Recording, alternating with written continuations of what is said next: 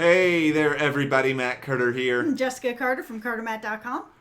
This is our NCIS Season 17, Episode 13 reaction for Sound Off, which feels like it really could have been just an hour-long Jimmy Palmer, workplace hiring experiment. And I really wish it was. Yeah, this was not the greatest case in NCIS history. Probably one of my least favorite of the season. And it's kind of a bummer because I like Katie Leclerc and I think she was more than fine. Yeah, she was good in this role, but it was just sort of like, all right, there's nothing altogether outside of her character that stands out about it. And instead, we get this really fun Jimmy Palmer storyline, which I know you love Palmer. I love him. I love Palmer too. I really strongly dislike the end of this storyline because I feel like we went through all of this and we made zero actual progress on anything. My hope is that means that this storyline will continue a little bit longer. And that it's not just going to be like, oh, well, he didn't find an assistant. Back to working 14 hours a day for you, Jimmy. Well, we'll talk about this all the way through in this video. Before we do, if you like this discussion, give us a like, subscribe, and hit the notification bell so you don't miss any other updates. I guess I'll say this. I won't dislike the end of the storyline as much if it is sort of a foundation for, okay, we're going to bring in somebody who is like a recurring player later this season, and because we've already seen this hiring process, we already know that Jimmy has sort of gone through a lot before finding the right person, so maybe it will make more sense later. Yeah, I was disappointed with how it ended, that he didn't end up getting anybody. Mostly because I am fearful that this isn't going to be a story that's going to be revisited. Yeah. And, well, one, I don't like the idea that Jimmy is working 14 hours a day and he's falling asleep at work. And yeah, that he's got means, a family. Yeah, he's got a family. That means that things are really stressful at home for him. Like, I don't like the idea that Jimmy is just being run ragged like this.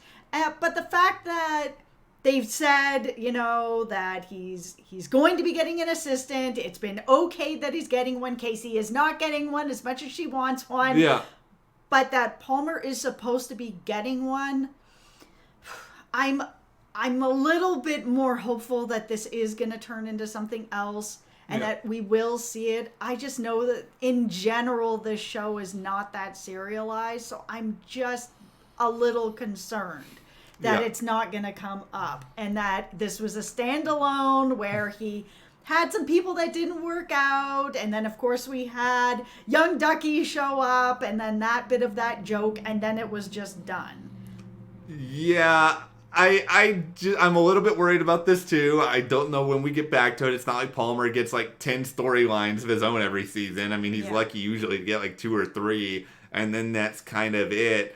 I will, as much as I didn't care for the ending of it, I did really enjoy some of the random people who we kind of saw throughout. I mean, we had the person who just seemed to be completely falling apart at work. That was the first person.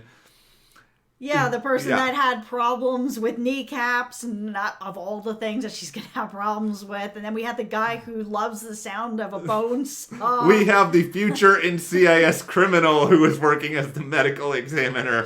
Exactly. So, yeah, we had what I was hoping for with this episode, was that we were going to get some, interesting or strange candidates. I expected there to be someone like the bone saw guy, because for those of you who don't know, I'm a funeral director. I'm a past funeral director.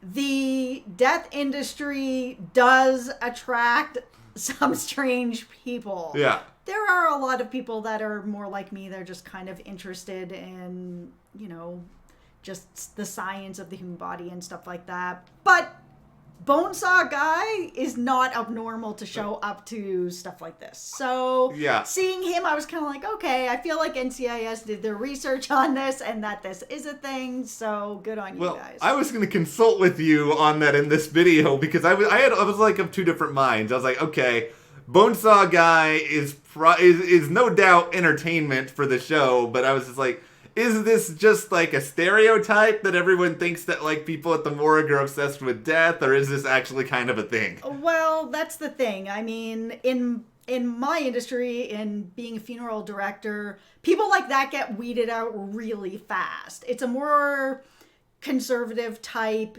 industry where it is, suits and ties and proper etiquette, and it's a lot more, sterile. And it's, if you come in, you're all like, and this is going to be weird to say because we had Abby on the show, but if Abby showed up to college or getting ready to go into funeral directing, that never ends up actually going through. You're not going to have a funeral director that's going to have all blacked out hair and a dog collar, and that would just never happen. No family member is going to be, if I saw somebody and my parents have died or something and I go to a funeral home and Abby showed up, I would absolutely ask for someone else. And so, and I've seen it in the industry where if someone comes in and they kind of look like that, it's a no-go, or you have to change sort of what you look like.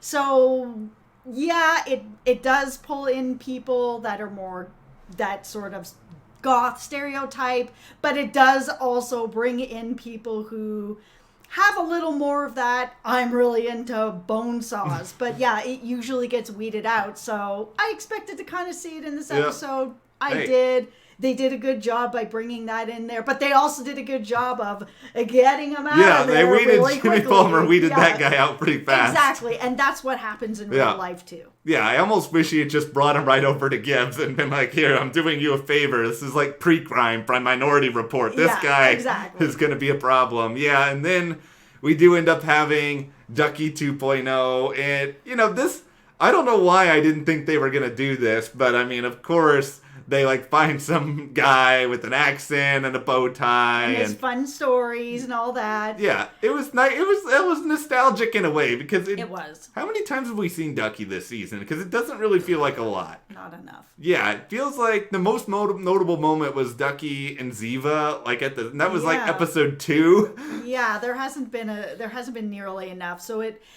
felt good to have this guy down there in the morgue with him and sort of having that conversation. Yeah. Of course, it was that funny moment when Casey was trying to be like, doesn't he remind you of somebody, bow tie, whatever? And Jimmy's like, nah, I don't see it.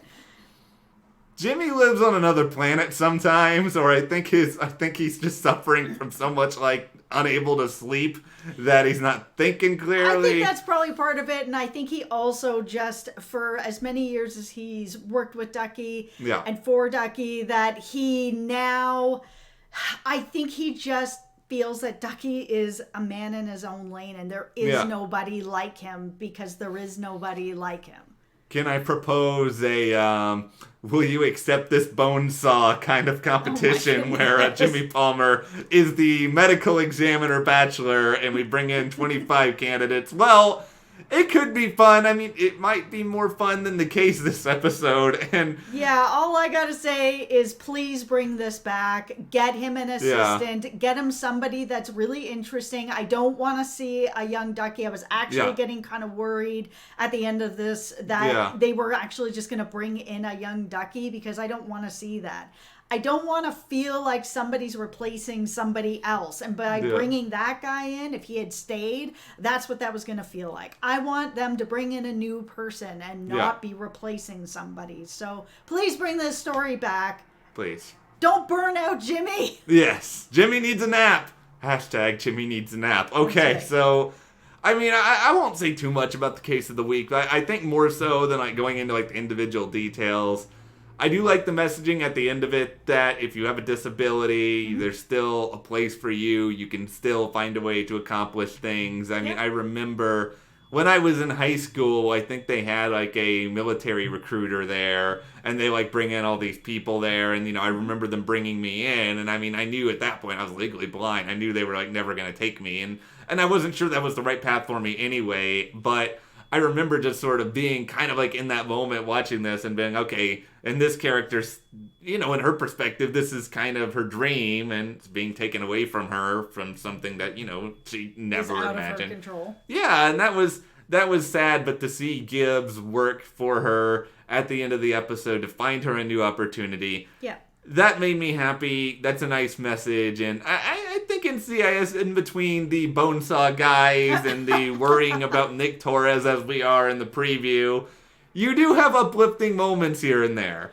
Yeah, they do. And they have funny moments. That's why, like, yeah, in between all the death and the carnage and all these things that are happening, people being blown to bits, I still feel that this is a pretty hopeful show. Yeah, I think it's meant to make us feel reasonably good. And you have, like, the little comedic moments in here. The start of it with the agents all being bored. That was kind of fun. Even if the case itself is not going down in any sort of history books, really, whatsoever. Yeah, this case is not anything that I'm going to remember, which kind of stinks. Yeah. Because there's been sort of these past few episodes where it's just been back to being more procedural, which is fine. This is a procedural show, but I can't even really remember a lot about the last case either. And this feels like another case I'm just not going to really remember that much. Yeah, I mean, I guess the reality is you got 24 episodes a season. Yeah. That's a lot of content. I mean, maybe if they were all like top tier, maybe we still wouldn't remember all of them because that's just a lot for anybody's memory to retain. But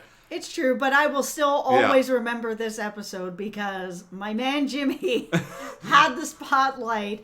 And I'm a fan. I really love him. So he had some good material tonight. Yeah. I was really thankful for it. Yeah, I was happy to have Jimmy have a storyline. I wish it had a different ending. But maybe, like you said, this will lead into something else down the road. Let us cross our fingers. He's been given the A-OK to have an assistant. I just feel like they can't just let that go and then be like, oh, you didn't find anybody? Oh, well, okay.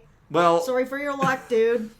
We will see where this goes. We already have a preview video up for what's coming up next, so be sure to check that out and let us know what you thought about episode 13 of NCIS season 17 in the comments. And if you do like this video, give us a like, subscribe, and you can support us more by checking that link in the description to the CARTERMATT store. And we'll see you here next time.